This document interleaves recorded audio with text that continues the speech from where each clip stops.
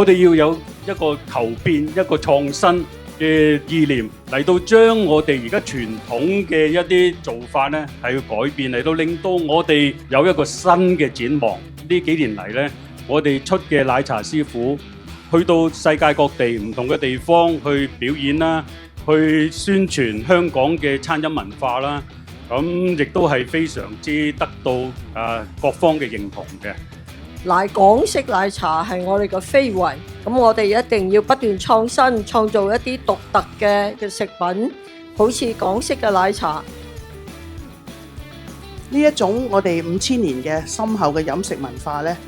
實在咧係好值得推廣俾其他外國人知道。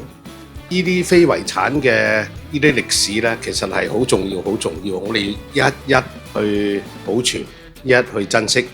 咁港式奶茶啦，咁就係代表住非常之地道嘅香港文化，咁蘊藏住香港人嘅靈活變通，同埋咧係追求卓越嘅專業精神，一齊去展示香港好獨特同埋地道嘅一個港式奶茶文化。